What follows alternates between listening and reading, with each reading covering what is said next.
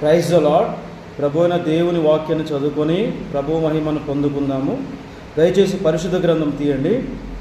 పరిశుద్ధ గ్రంథము కొత్త నిబంధన మత్తయి సువార్త అధ్యాయం 11 28వ వచనం. ప్రయాసపడి భారము మోసికొనుచున్న సమస్త జనులారా నా యొద్దకు రండి, నేను మీకు విశ్రాంతి కలుగజేతును. ప్రభు అనే దేవుడు యేసుక్రీస్తు చాలా స్పష్టంగా ఏం చెప్తున్నారంటే, ఆయన ఈ సమస్త భూమి మీద, ఈ మొత్తం భూమి మీద ఉన్న ప్రతి ఒక్క మనిషితో మాట్లాడుతున్నాడు. ఏమంటున్నాడు ఆయన? మతము లేదు, జాతి లేదు, భాష లేదు, ఎలాంటి భేదం లేదు, అందరినీ పిలుస్తున్నాడు ఆయన. అసలు ఎటువంటి భేదం లేకుండా, ఎటువంటి పక్షపాతము లేకుండా అందరినీ పిలుస్తున్నాడు. ఏమంటున్నాడు ఆయన? ప్రయాసపడి భారం మోసుకొనుచున్న సమస్త జనులారా నా యొద్దకు రండి, నేను మీకు విశ్రాంతి కలుగజేతును.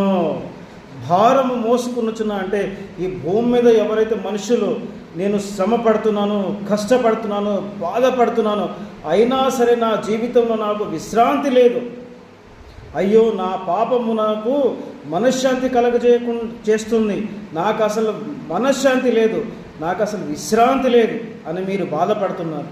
మీ కష్టము, శ్రమలు, బాధలు, వేదనలు ఇవన్నిట్లో మీరు బాధపడుతుంటే మీరు చేయాల్సిందల్లా ఒకటే, ఆయన మిమ్మల్ని పిలుస్తున్నాడు. ఏమంటున్నాడు? ప్రయాసపడి. ఇంకా ఎంతకాలం మీరు ప్రయాసపడతారు? అక్కడికి వెళ్ళి నాకు విశ్రాంతి దొరికిద్దేమో, వాళ్ళ దగ్గరికి వెళ్తే విశ్రాంతి దొరికిద్దేమో, అక్కడికి ఆ పని చేస్తే విశ్రాంతి దొరికిద్దేమో, ఈ పని చేస్తే విశ్రాంతి దొరికిద్దేమో, ఇదంతా మీరు చేసి వాళ్ళ దగ్గర వీళ్ళ దగ్గర ఆలోచనలు విని, మాటలు ఆ పని చేసి ఈ పని చేసి అలసిపోయి అసలు విశ్రాంతి లేకుండా, మనశ్శాంతి లేకుండా బతుకుతున్నారు. అటువంటి వారితో ప్రభు అయిన యేసుక్రీస్తు సమస్త జనులందరితో ఒకటే మాట అంటున్నాడు. ఆయన అందరితో, ఈ భూమి మీద ఉన్న సమస్త జనులందరితో ఆయన మాట్లాడుతున్నాడు. అంటే ఈ భూమి మీద, ఈ సమస్తం మీద ఆయనకు ఎంత అధికారం ఉంది, ఆయనకి ఎంత శక్తి ఉంది, ఎంత బలం ఉందో మీరు ఆలోచించండి. సమస్త జనులందరి యొక్క శ్రమ నుండి, భారం నుండి ఆయన తీసేసి విశ్రాంతి కలుగజేస్తున్నాడు. అంటే ఒక్కొక్కరికి ఒక్కొక్క భారం ఉంటుంది, ఒక్కొక్కరికి కష్టం ఉంటుంది, ఒక్కొక్క వేదన ఉంటుంది. అన్నిటికీ నేనే సొల్యూషను, అందరికీ నేనే సమాధానం, శాంతిని, విశ్రాంతిని ఇస్తాను అంటున్నాడు. అంటే ఆయన సర్వశక్తి గల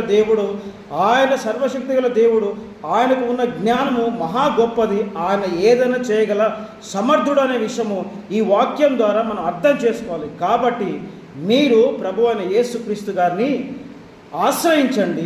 ఆయన నమ్మదగిన వాడు, సర్వశక్తి గల దేవుడు,